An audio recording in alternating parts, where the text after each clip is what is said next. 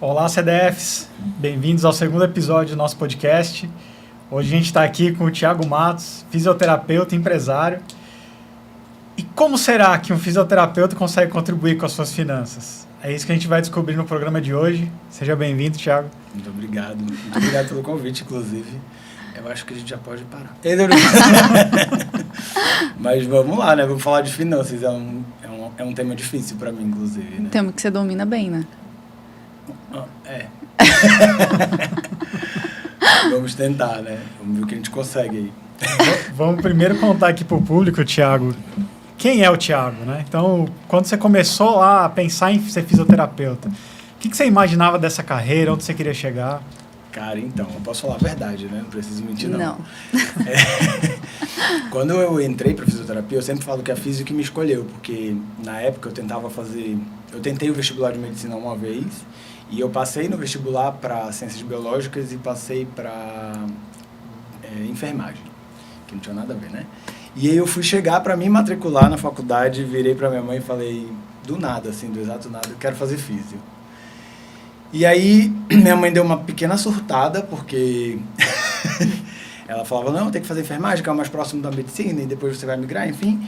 E eu falei, não, mãe, quero fazer físio. Nem sabia qual era o trabalho da físio. Eu li num panfletinho, assim, mas foi como se aquilo me chamasse. Fiz a físio.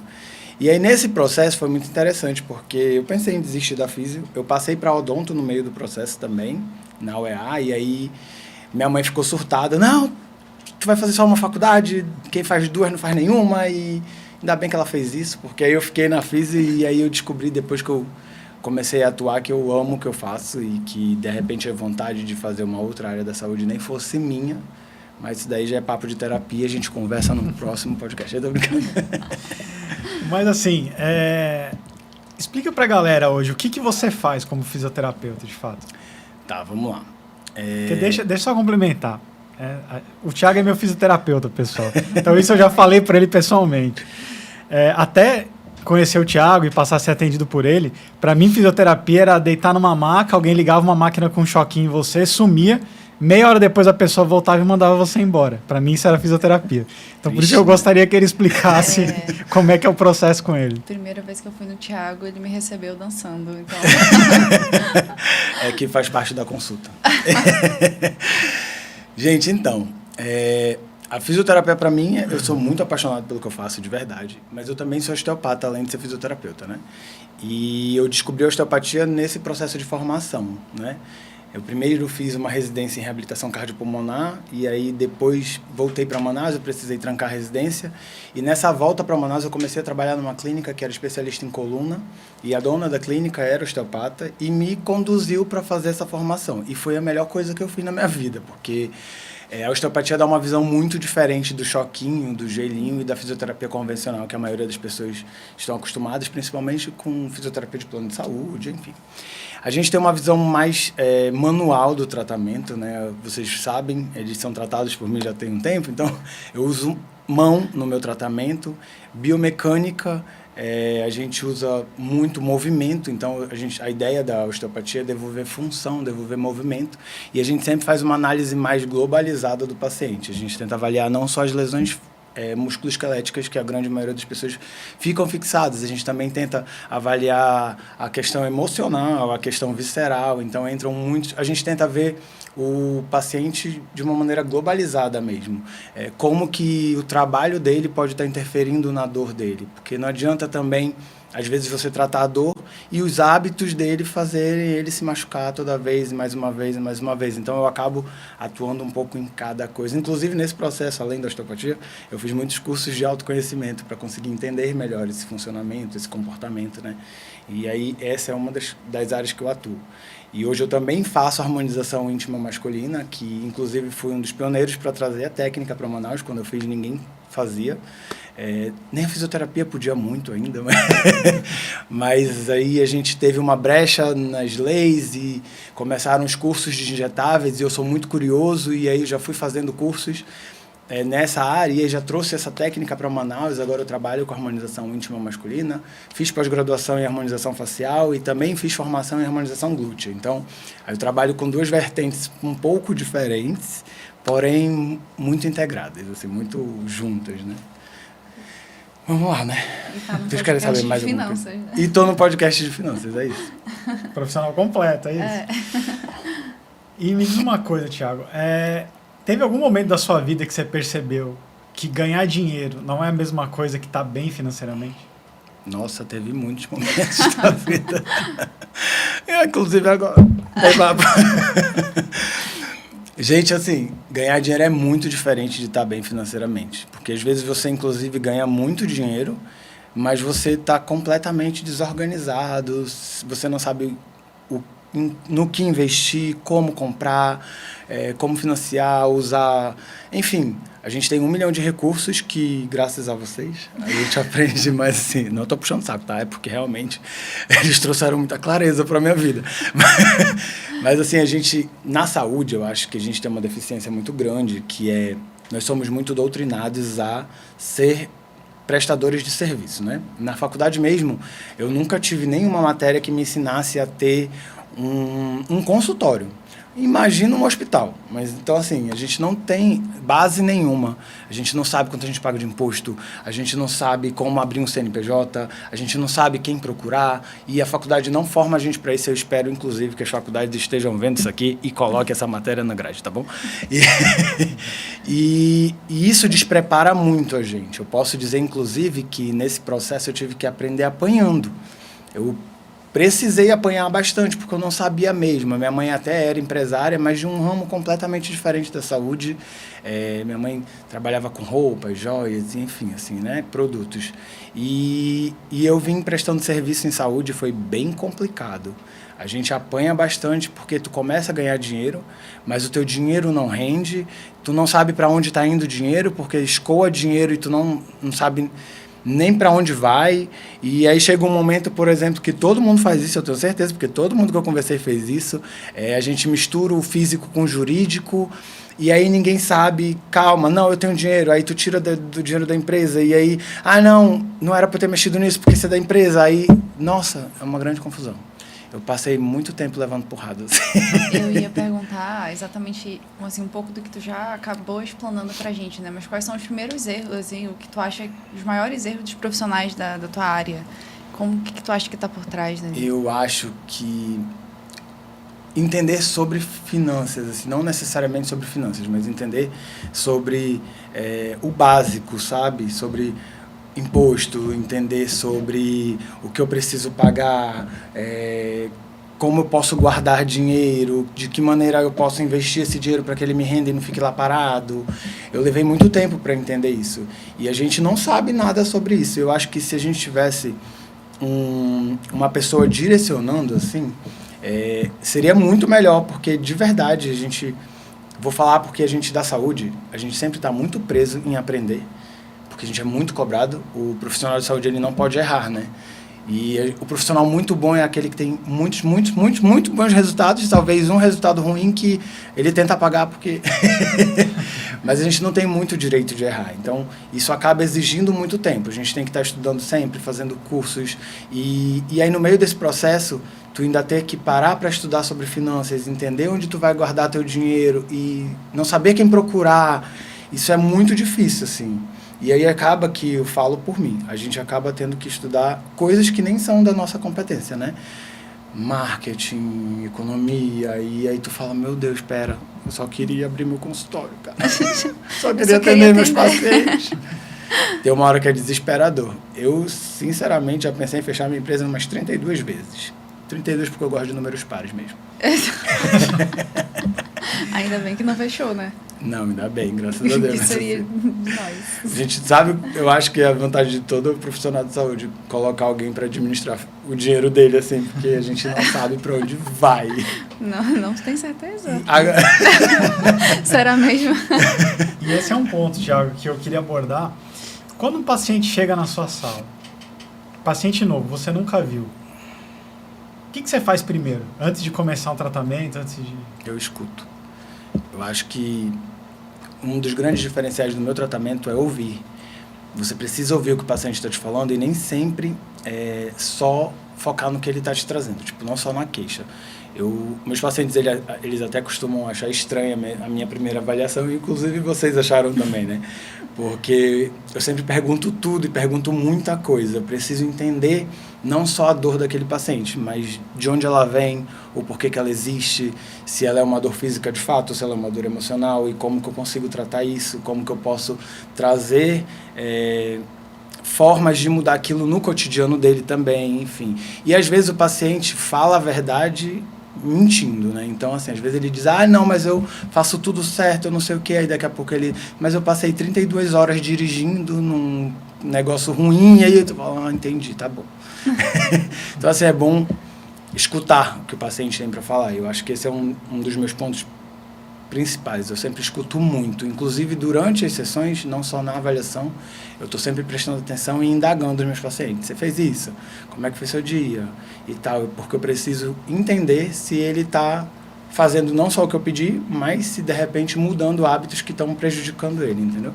Eu te fiz essa pergunta porque no nosso primeiro episódio aqui a gente falou um pouco disso. Inclusive, se você ainda não assistiu, entra lá, assiste o nosso primeiro episódio, que foi bem interessante.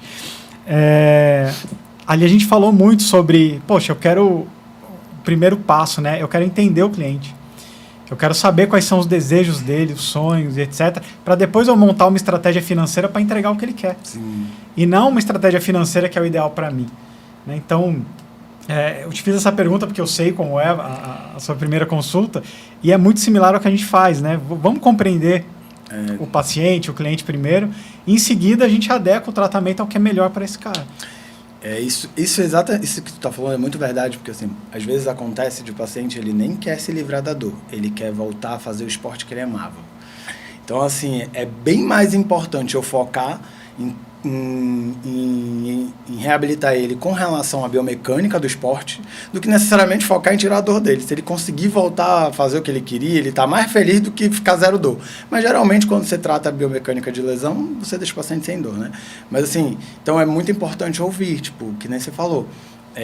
Se eu não parar para ouvir o que ele está me dizendo, como que eu vou conseguir tratar ele? Né? Como que eu vou conseguir entregar um resultado de tratamento? Se a gente parar para pensar, o mais fácil seria você falar, para de praticar esse esporte que te causa lesão. Eu nunca falo isso. Eu não sou esse fisioterapeuta. Mas, exatamente, porque a gente vê muito profissional de finanças também falando, você quer economizar dinheiro? É só parar de fazer tudo que você gosta e tornar sua vida miserável. E aí você vai guardar todo o dinheiro que você ganha. Né? É só e não parar é de isso. gastar. Né? Vamos primeiro avaliar o que é importante para aquela pessoa. Sim. E tratar focado nisso. E é exatamente isso. Por isso que eu nunca peço para meus pacientes pararem de fazer atividade física. Primeiro, porque nosso corpo foi feito para se movimentar. Né? Então, por que eu vou pedir para um corpo que foi feito para se movimentar parar? Não faz sentido, né? Inclusive, todos os artigos, tudo hoje em dia só fala de atividade física, de movimento. Quanto antes você se movimentar após cirurgicamente, você tem uma recuperação melhor. Então, por que eu vou pedir para esse paciente parar? E se eu treinei, eu estudei para conduzir ele a melhorar aquele movimento que possivelmente machucou ele. Então, basicamente, o que eu faço é sempre tentar melhorar isso. E aí, nesse momento, eu entro em parceria com o educador físico, eu entro em parceria com o personal, eu entro em parceria com o professor de tênis. Eu já fui, inclusive, jogar tênis para aprender a dinâmica de movimento do tênis para eu tratar meu paciente.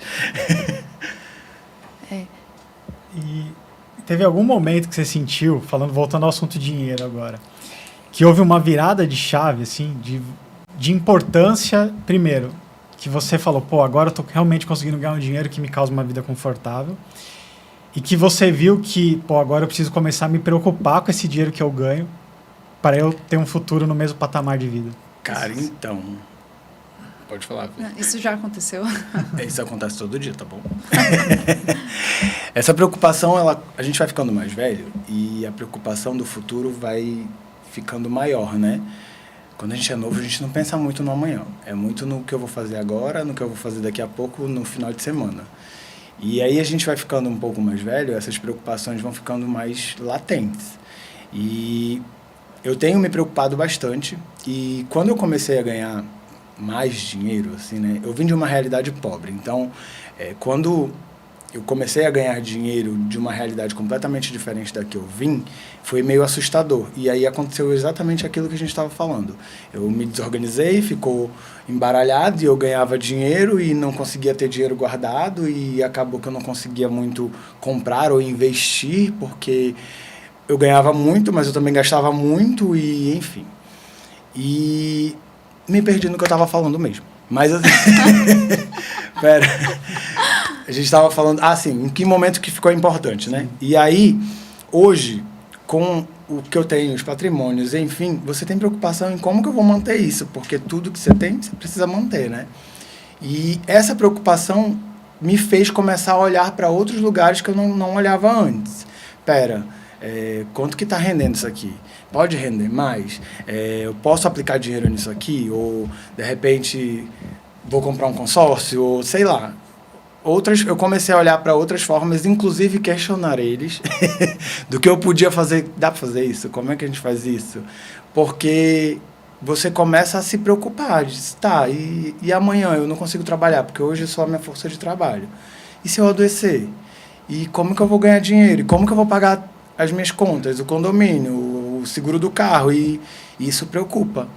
E isso, claro, com maturidade vai ficando mais forte, assim. E nos últimos anos tem ficado. Não que eu esteja ficando velho, tá bom? É porque, assim, mesmo novinho a gente vai ficando maduro. De forma nenhuma. Até porque é muito harmonizado aqui. Não tá dando pra dizer que eu sou velho, tá bom? O quanto que tu acha que... Então, assim, na verdade, pelo que tu falou, né? Você acha que muito dos impactos financeiros vem da forma como a gente pensa e como a gente foi ensinado, então? Com certeza. Eu falei aqui um pouco antes, né, que eu vim de uma realidade pobre. E eu fui criado no Coroado, que quem é de Manaus sabe, é a periferia daqui. Eu tenho essa cara de rico, mas é tudo golpe, tá bom? Cai quem quer. É tudo golpe, cai quem quer. Mas assim, eu fui criado de verdade na periferia. E o lugar que eu fui criado era tão perigoso que, para vocês terem uma ideia, meu pai esperava a gente na porta de casa, armado, com o portão da garagem aberto pra gente entrar com o carro e não correr riscos. Nossa. Então, assim, a minha mãe não deixava a gente brincar na rua. E graças a Deus por isso, obrigado, mãe, tá? Porque isso acabou... Ela sempre teve alguns cuidados, né? Meus pais tiveram sempre um cuidado que era a gente estudar em escola particular, mesmo morando em bairro. Então, assim, minha mãe tinha uns cuidados que acabou me mudando o mindset em que eu vivia. Mas o mindset faz toda a diferença na tua vida. Minha mãe trouxe para mim a vida inteira, desde que eu sou criança, que eu era pobre e metida besta. Então, assim, eu já tinha uma mentalidade... Hoje, com a mentalidade que eu tenho, eu vejo que eu já tinha uma mentalidade diferente da região em que eu morava, da família em que eu estava inserido. E isso fez muita diferença para eu conseguir chegar onde eu estou agora. Porque quando você pensa igual às pessoas que você convive, você continua onde elas estão, né? E isso é muito importante para mim, assim, lembrar disso, de onde eu vim, e lembrar que eu era muito diferente, eu fui muito julgado por isso. Eu era julgado pela minha mãe, eu era julgado pelos meus amigos, eu era chamado de interesseiro, porque eu tinha uma visão diferente de mundo, eu queria coisas melhores para mim. Eu queria morar eu queria passar as férias na Disney, que eu tinha um amiguinho da escola que ia pra Disney 2 vezes por ano. E eu nunca pensei que aquilo era tipo, nossa, eu tô com inveja dele, era, como é que eu faço para ir? Então sempre foi muito assim, como que eu faço para fazer o que ele está fazendo? Eu sempre me relacionei com pessoas que tinham mais dinheiro que eu, porque eu queria aprender como elas estavam fazendo para elas ganharem dinheiro. Então, o que elas estão fazendo? Pera, não é possível que eu não consigo. Se elas estão fazendo, eu faço também, entendeu? E isso é bom, né? Porque geralmente pode acontecer, na verdade, o contrário, né? Quando é colocado muito essa coisa de você não é bom, não consegue, ou eu só tô aqui enquanto tem gente que tá muito mais aqui, acaba que tu cria uma crença que te limita em questão do dinheiro, né? Sim. Que é eu não consigo, não vou dar conta, o medo de não conseguir e também aquilo que a gente falou também no podcast anterior, né? Sobre achar Assiste, por que... favor, por favor. Gente. Tem 3 dias estão pedindo aqui para assistir. Mas, assim, sobre a gente achar que dinheiro é uma coisa muito difícil, né? Se acumular, você olhar para estratégias financeiras, olhar para sua vida financeira. Se eu olho para a vida financeira, significa que eu não posso gastar. Então, se eu não posso gastar, eu não vou ser feliz. Então, é melhor ser feliz, porque daí... A gente... Eu fiz nesse processo, eu fiz alguns processos de mentoria, né? Enfim, para a gente perdoar o dinheiro, entender que dinheiro não é sujo, porque a gente foi criado entendendo que esse dinheiro era ruim. E eu tô falando por mim, e eu tenho certeza que com vocês foi igual. Minha mãe falava, vai lavar a mão porque tu pegou no dinheiro é sujo. Todo mundo que tem dinheiro trabalha com coisa errada. Gente rica com certeza é pilantra, é trambiqueiro. Então, eu tinha essas várias crenças na minha cabeça que eu precisei literalmente tratar. Entender que dinheiro é bom. Quem que vive sem dinheiro, gente? Dinheiro não é sujo não, lindo. Eu passo dinheiro no rosto, se for preciso, tá bom? Dinheiro traz felicidade. Dinheiro traz então. felicidade, sim. Sim. Infelicidade é não conseguir viajar. É isso mesmo. Infelicidade é não conseguir comprar a roupa que você gosta, não andar no carro que você gosta, não morar numa casa que você sente desejo de voltar. Isso é infelicidade. Infelicidade é não conseguir, e assim, né? A gente tá levando pra esse lado, mas às vezes a infelicidade também de não ter o dinheiro é não conseguir comprar a comida que você precisa, o remédio que você precisa. Necessário, dar o necessário pra tua família, né? Então, assim, como que a gente faz pra conseguir quebrar todos esses padrões e conseguir chegar lá de alguma forma? Muita terapia. Tá bom? De verdade. E aí, puxando um gancho disso, você já passou com certeza por esse momento de repente, no mês, você faturou bem alto, ganhou bastante dinheiro, e no final do mês você não tinha R$1. A gente tá falando da minha vida agora do mês passado? É isso mesmo, cara?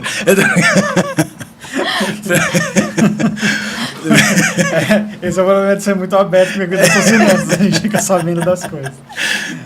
Por que você acha que isso acontece? Como, tipo, no mês você fatura muito dinheiro... E no final do mês você não tem dinheiro. Então, por que acontece isso? Vou falar por experiência própria, assim.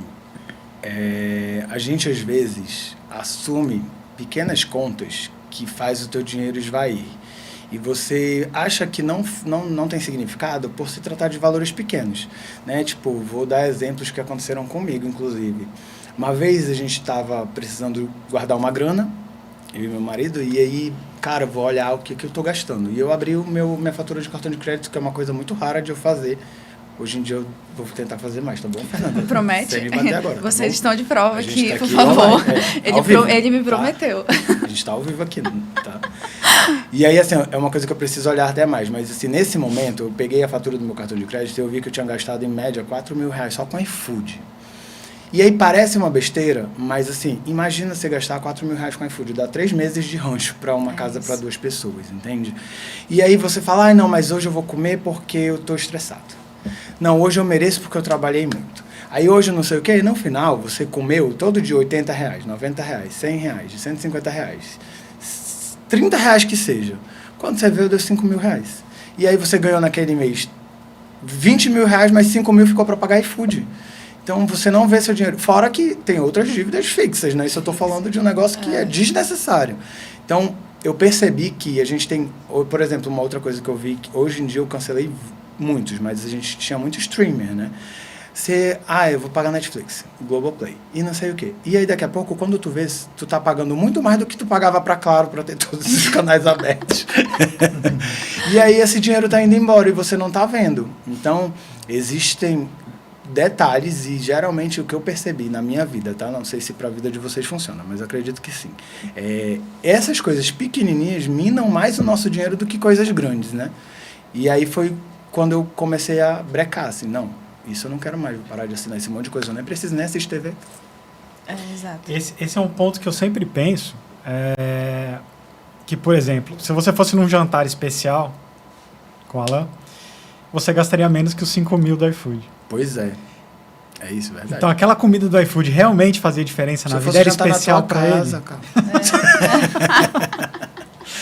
Eu já tive o desprazer de chamá-lo para jantar na minha casa algumas vezes. Eu melhorei o ambiente da tua casa, eu não queria nem falar isso aqui. Mas assim, não é deixar de fazer algo, é fazer quando é especial e quando vale a pena. E isso eu aprendi com uma nutri minha, que ela falava, Carlos, para de encher o bucho com a comida de self-service. Deixa para você consumir muitas calorias quando realmente for uma comida que merece. Isso eu levo para a vida toda, né? Então, poxa, esse iFood todo dia me deixa melhor? Não. Talvez se eu tivesse cozinhado, eu teria perdido aquele estresse do dia, teria focado em uma coisa que me dá prazer, teria feito algo mais saboroso e gasto muito menos dinheiro, né? Sim, com certeza. E evita o looping, né? Porque daí você gasta muito, você não sabe para onde vai, e aí tu tá insatisfeito, aí comeu muita coisa, vou usar o exemplo aqui da comida, né? Então, pedi muito iFood, teoricamente, comi coisas que eu não deveria, aí você engorda um pouquinho, aí já se sente... Aí já vai... e aí, quando vai vendo, entra ali numa coisa que, para compensar, você precisa, daqui a pouco você tá lá no consultório do Thiago, com dor Mas aqui. eu não tenho nada a ver com isso. Não sabe por quê, né? Antes de Tá, chegar lá, passa lá no nosso escritório. Então, dá licença. Não, e chega lá e aí, por quê? Por quê? O que aconteceu, né? A gente não sabe. Quando a gente olha para esses detalhes, a gente consegue perceber. Sim. Você falou muito sobre a mentalidade, né, Thiago? Você foi, inclusive, estudar para entender melhor o seu paciente e tudo mais.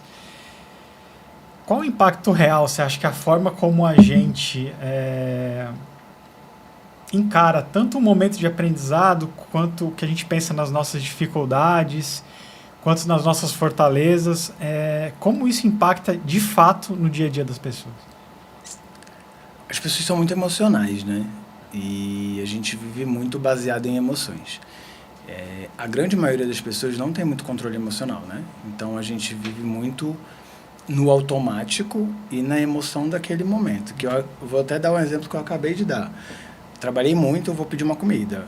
Eu trabalhei muito, eu vou trocar meu iPhone. Então, baseado em emoções, você acaba fazendo coisas que não te fazem bem, mas com a falsa ilusão de que te fez bem, né? E o que eu penso? Eu penso que quando você começa a entender melhor sobre o que você sente, você consegue conduzir melhor, inclusive, sua questão financeira. Porque muito do meu comportamento mudou quando eu entendi que tudo que eu dizia que eu precisava, eu de fato não precisava. Não era necessário. E aí eu comecei a fazer alguns ajustes, que não é fácil. Porque a gente é muito doutrinado a entender que a gente precisa, que a gente tem que comprar para aparecer para o outro, que a gente precisa ter um iPhone, porque todo mundo tem um iPhone, a gente tem que andar num carrão, porque todo mundo está num carrão. Então, aí tu cria várias necessidades e obrigações que tu não tem por conta do outro, por conta da sua, né, da sua falta de autoconhecimento.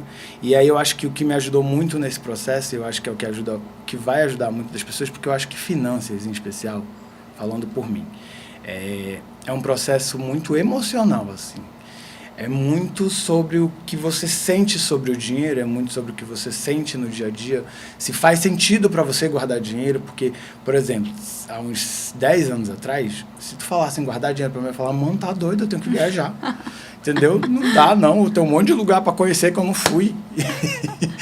Então, um monte de sonhos, né? Eu tenho vários sonhos, como é que eu vou fazer? Guardando dinheiro, não dá. Então, hoje já faz muito sentido para mim. Hoje, para mim, ter mais dinheiro guardado é mais importante do que sair viajando, entendeu? Desesperadamente. São momentos diferentes de maturidade? Sim, mas é mais sobre entender mesmo, é mais sobre o que você sente sobre aquilo. E eu acho que eu consegui mudar essa percepção, né? Ainda estou mudando, tá? Não me cobrem. Tá, tudo bem. A gente está aqui ao vivo ainda. Não, dá sorte. Você falou sobre finanças serem emocionais para ti. É um ponto interessante esse. Falar aqui para nossa audiência sem querer dar aula, pessoal, mas já dando uma aula curta para vocês. Lá em 1952, um sujeito criou uma teoria de portfólio. Como seria ideal para a gente montar uma carteira de investimento. Harry Markowitz, o nome dele, faleceu recentemente, um gênio da economia. E lá atrás, Thiago, ele falou o seguinte: olha, o ideal é que você tenha um equilíbrio entre vários ativos dentro de uma carteira. E eu chamo a teoria dele de teoria da vovó. A gente ouve de todas as nossas avós, não coloque todos os ovos na mesma cesta. Sim. O Markowitz provou isso matematicamente. Ele demorou 40 anos para ganhar o Nobel. Ele publicou em 52 a teoria, ganhou o Nobel em 92. Foi o tempo que a humanidade levou para ter capacidade computacional de provar que o homem estava certo. E ele estava certo. Só que depois dele, na década de 70, vieram dois caras, Daniel Kahneman e o nome do outro do leste europeu, nunca sei pronunciar, mas Amos Tversky, alguma coisa desse tipo, pessoal. O Kahneman é um psicólogo que ganhou o Nobel de Economia. Porque ele chegou e falou, tudo bem, Markowitz, é bonito isso no papel. Só que o ser humano não é racional. Ele é emocional. Sim. E aí ele criou o que hoje a gente entende como teoria das finanças comportamentais, da economia comportamental e etc.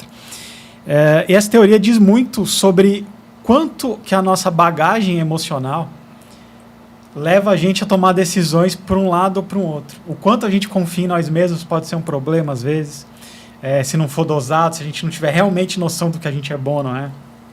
Enfim, são os vieses cognitivos. Até, pessoal, se vocês quiserem saber mais sobre vieses cognitivos que determinam basicamente tudo que você faz no seu dia, que caminho você toma para ir no trabalho, como é que você toma uma decisão com seu filho, com a sua filha, com a sua mãe, com o seu marido, com a sua esposa, comenta aí que vocês querem saber um pouco mais. A gente faz um bate-papo focado nisso, traz de repente um psicólogo, né, Fernanda, um psiquiatra aqui para debater isso com a gente.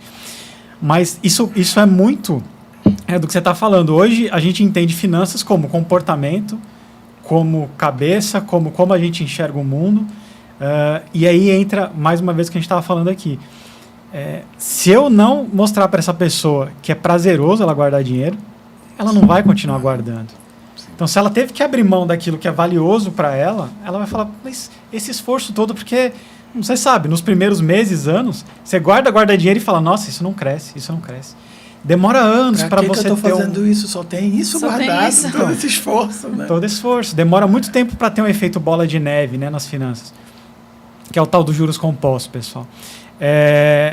Então, assim, se a pessoa não está tendo momentos de prazer ali na trajetória de guardar dinheiro, e aí entra ouvir o cliente, né, Fernanda? Exatamente. Porque senão você acaba levando ele continua enxergando isso como uma coisa ruim, né?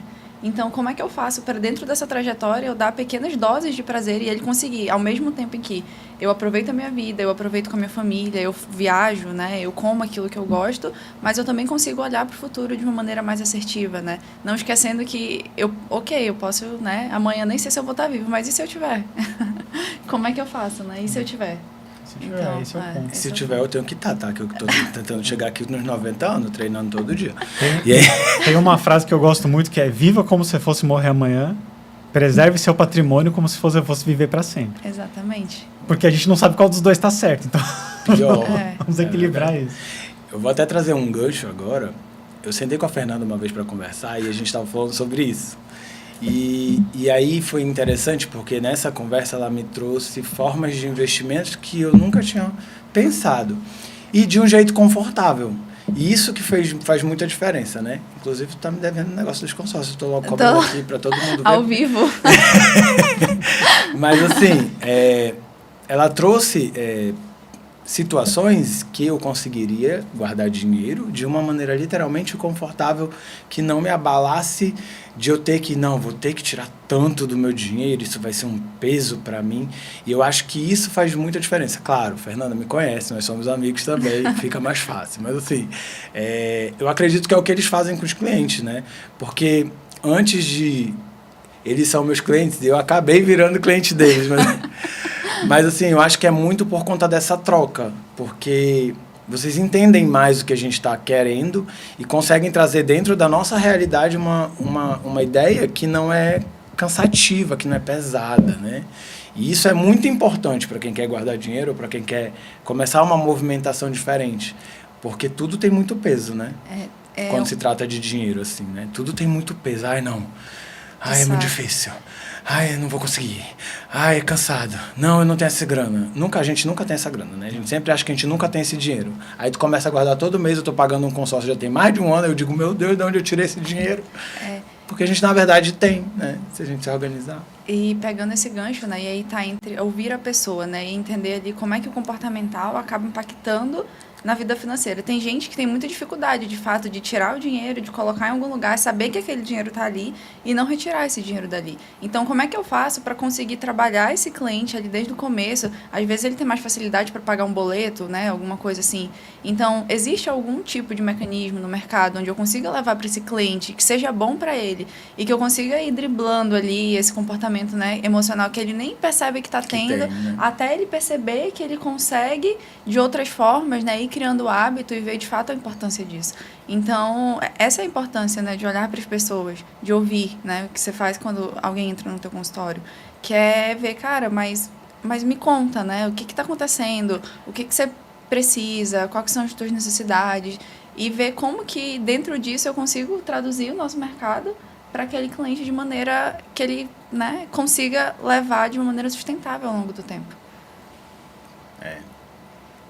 Fazendo um paralelo com a fisioterapia, Thiago, você acha que dá para comparar o corpo de alguém que tá todo troncho, sem postura, tá lesionado, não se cuida, basicamente eu quando cheguei no seu consultório a primeira vez. Eu já ia falar, por que você tá falando disso? Dá para fazer esse paralelo com uma vida financeira sem estratégia, sem um propósito Nossa, definido? dá muito. Eu acho, inclusive, que é a mesma coisa, porque quando a gente tá sem dinheiro, quebrado, a gente sente tanta dor, meu filho. Aparece uma dor assim, do nada, um pescoço travado, uma lombar que não funciona. Já chegou algum paciente lá que no dia tinha ganho um dinheiro legal, você tava bem, e ele tava leve, sem dor no pescoço? Mano? Eu amo que ele se entrega. Gente, acontece inclusive quando o paciente ganha um dinheiro legal, ele nem dor sente. Eu fiquei chocado depois de anos atendendo a pessoa. Se eu soubesse que era só ganhar dinheiro, eu ia falar, mano, não vem pra Físio, foca em ganhar dinheiro. Por favor. Entendeu? E ainda dizem que dinheiro não traz felicidade. Dinheiro não né? traz felicidade, tira até a dor, irmão. Não, Já vi o dinheiro fazer coisas que vocês nem que imaginam. vocês nem imaginam. Mas, assim, é um comparativo muito legal. É exatamente isso. Eu acho que a pessoa que não cuida da postura, que não cuida da saúde, cheia de dor, é exatamente essa mesma pessoa que não cuida da finança, que não cuida do dinheiro, que não cuida do futuro, né? Inclusive, anda muito atrelado. É difícil uma pessoa que vive correndo atrás da sobrevivência, que vive sempre no vermelho, que está ali sempre escolhendo qual conta vai pagar, não sentir uma dor. Até porque esse corpo está em alerta constante. Essa pessoa geralmente não dorme bem, essa pessoa aperta os dentes. Então, assim, essa pessoa está sob estresse excessivo. Como que esse corpo não vai chocar? Como que esse corpo não vai sentir dor? É impossível, né? A gente tem... Se vocês quiserem dar uma lida depois, coloca aí Nova Medicina Germânica, que eles fazem a associação da emoção com as dores físicas. Então, assim, todas as nossas patologias e dores físicas têm uma razão emocional de existir, né? Claro, existem lesões mecânicas, eu sofri um acidente e eu fraturei, sim, mas eles, inclusive isso, eles dizem que até os acidentes a gente provoca, inconsciente, por conta de questões emocionais. Então, se eu posso dizer, a pessoa que não cuida da vida financeira, que está ali naquele redemoinho, ela é um atrativo para a dor, é um atrativo para lombar com hérnia de disco, é um atrativo para travar do pescoço. Então, é exatamente a mesma coisa que tu falou. Bom, então a gente vê, né, que o tratamento é similar, né, Fernando? Então a gente ouve o cliente, ouve o paciente antes de começar a ter uma ideia do que fazer. Exatamente. E também que as duas coisas soltas vão parar no mesmo lugar, né? Na cova. Na cova, basicamente. E o Eu problema, não ia dizer, mas... todo mundo vai parar lá, mas vai parar lá com dor, né? Com dor, Seja a dor financeira, na consciência, física. Exato. Tem que parar lá pelo menos com um corinho de rato, né? Para deixar aí para as pessoas. Não é nem para as pessoas, né? Mas para tu conseguir pelo menos chegar lá numa cova bonitinha, né? Porque senão, não sei não, mas... Vou enrolar num saco a pessoa jogar na água, né? Ei, papo, tô brincando. Agora, vamos pegar os hábitos que você pede para as pessoas criarem no seu consultório. Eita. E faz um paralelo com finanças. Que conselhos você daria dos mesmos hábitos? Posso dar os que eu te dou toda vez? Calma, que você não me dá sobre finanças. Não, sobre o que eu dou no consultório. Vai te alongar, cara. Pega os mesmos conselhos que você dá e faz um paralelo com finanças. Se você trabalhasse com finanças, como você daria os mesmos conselhos para as pessoas? Eu, trabalhando com finanças, espera, guarda dinheiro, irmão. Eu ia falar para a pessoa guardar dinheiro, é uma das coisas que eu ia pedir. Outro, aquele conselho que eu falei um pouco antes, que é, olha essa questão dos streams, né, das assinaturas, porque a gente acaba tendo muitas assinaturas. E eu falei só de streams, mas a gente tem 1 milhão de aplicativos no celular que também rodam muito dinheiro, então joguinhos, enfim.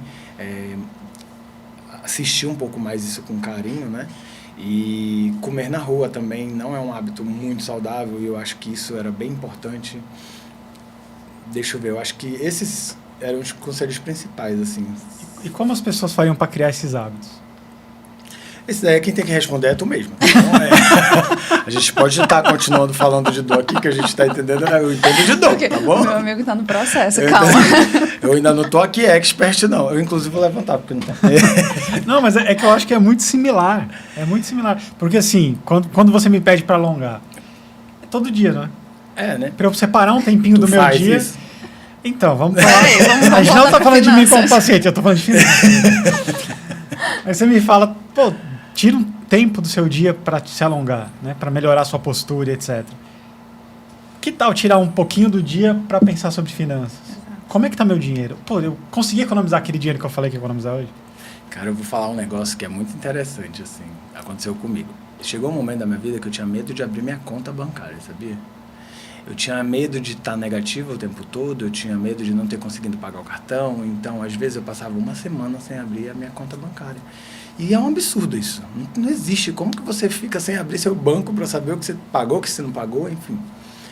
E então, se eu posso dizer, isso é uma das coisas que as pessoas precisam fazer, abrir a conta e monitorar e verificar suas contas atrasadas também, porque juros é uma outra forma de escoar dinheiro, né, que a gente às vezes não se dá conta, só paga tudo atrasado e está pagando um pouquinho de juros aqui, um pouquinho de juros ali. No final, esse pouquinho de juros dá R$300 por mês, R$500 por mês.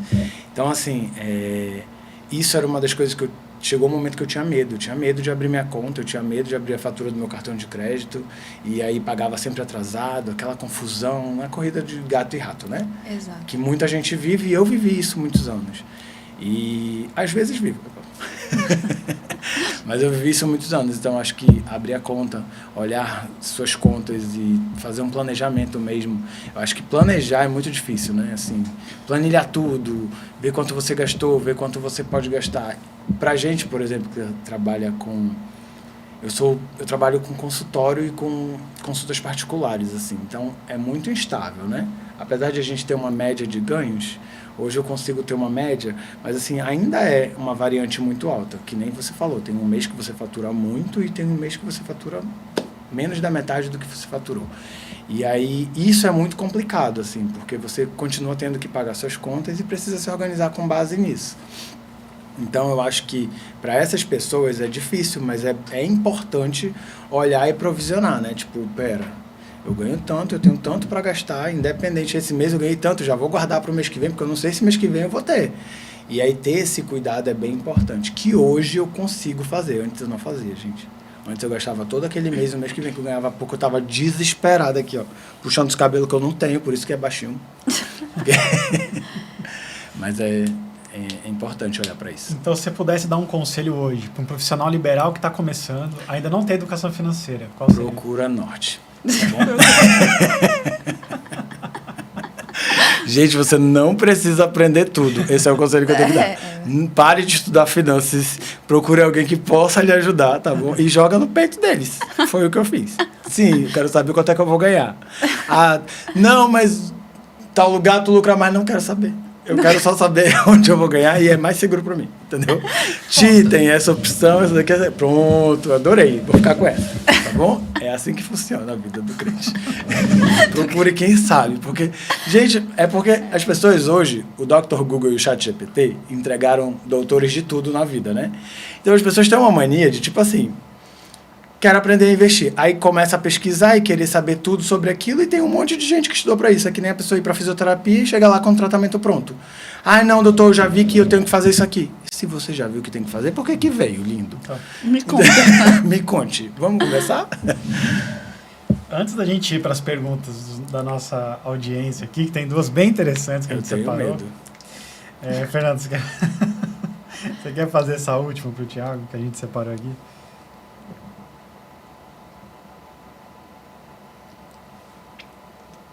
Olhando para a tua trajetória hoje, qual a importância de ter estratégia, principalmente de buscar orientação para evoluir financeiramente?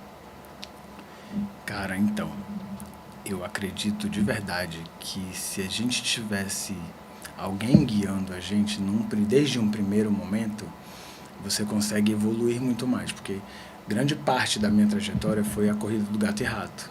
Eu tirava daqui para cobrir ali, eu não sabia que eu tinha que pagar imposto, eu não sabia quanto eu pagava Eu não sabia minha taxa, não sabia nem quanto eu era taxado, eu não sabia nem quanto era a minha taxa de imposto, não sabia nada. Então, assim, se você tem alguém que consiga te conduzir a partir do momento em que você forma, em que você decidiu abrir o seu negócio, eu acho que é incrível, porque você acaba já tendo saúde financeira e mental, né? Porque quando você não tem saúde financeira, a gente fica redundante, mas a gente volta para falar aquilo que a gente está falando antes. Quando você não tem saúde financeira, fica difícil você ter saúde mental.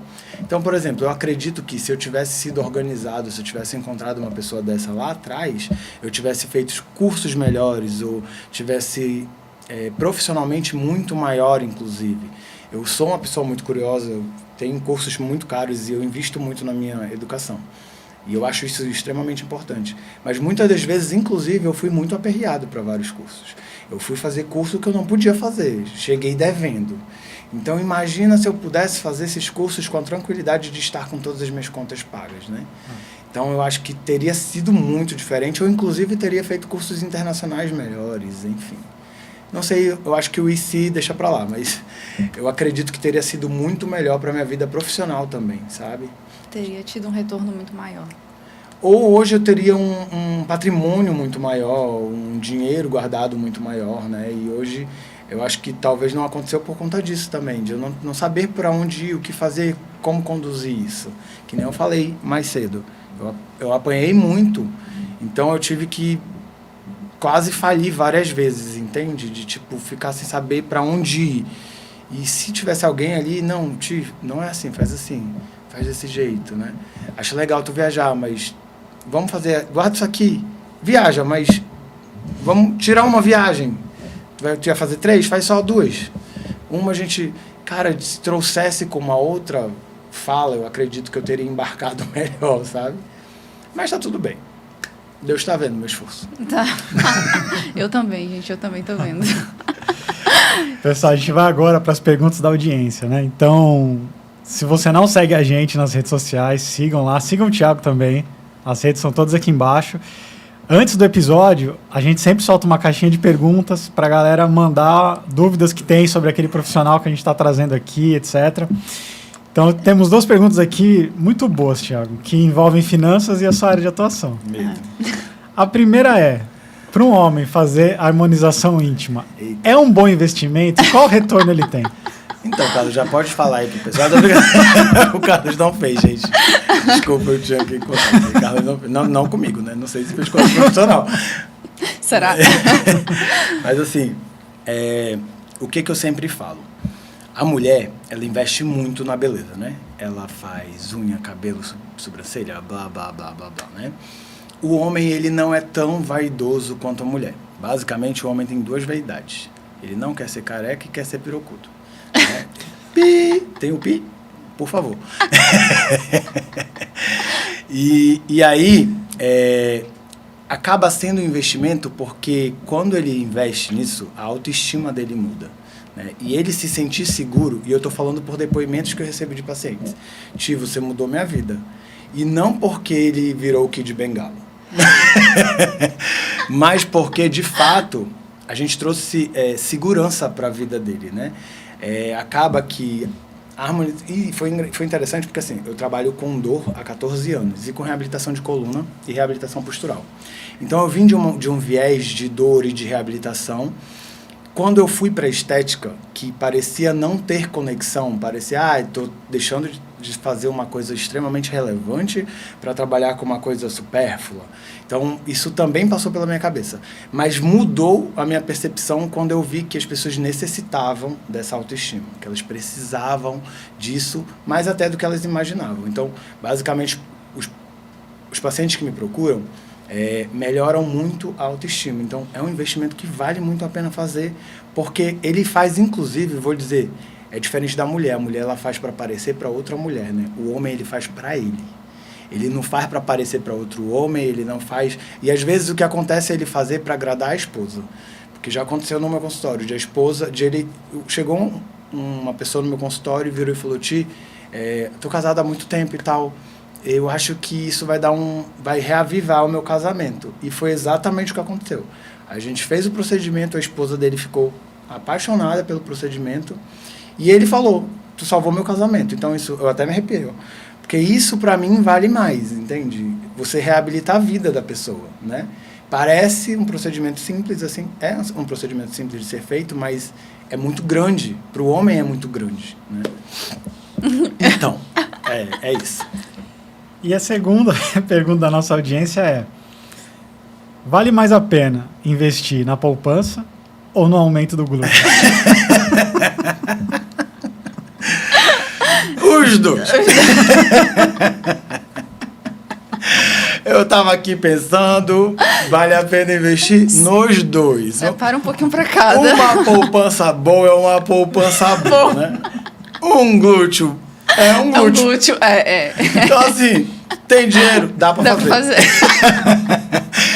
Gente, isso. assim, mas o glúteo é muito parecido com a harmonização íntima. O glúteo é muito satisfação pessoal, né?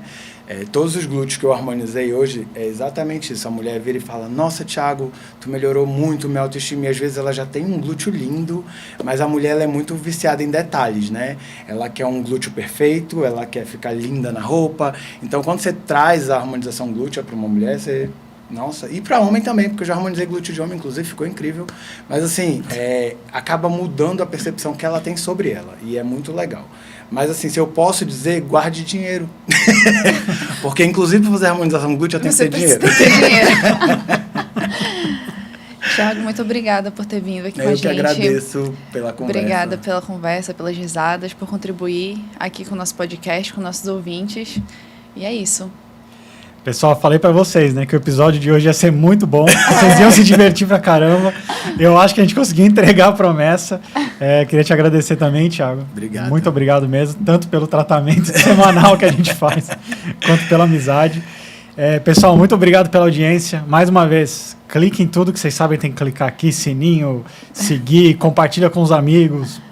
Aquele amigo seu que precisa de harmonização íntima, manda pra ele, marca aqui nos comentários. A amiga desfundada. A amiga que tá com a poupança muito pequena, ajuda ela também a aumentar. Tá com dor nas costas? Também manda pra gente. Excelente. Marca todo mundo aí, faz tudo que vocês têm que fazer, sabem que tem que fazer. Siga nossas redes sociais, que talvez no próximo episódio sua pergunta seja selecionada aqui. Obrigado, pessoal. Tchau, tchau. Obrigado, tchau, tchau.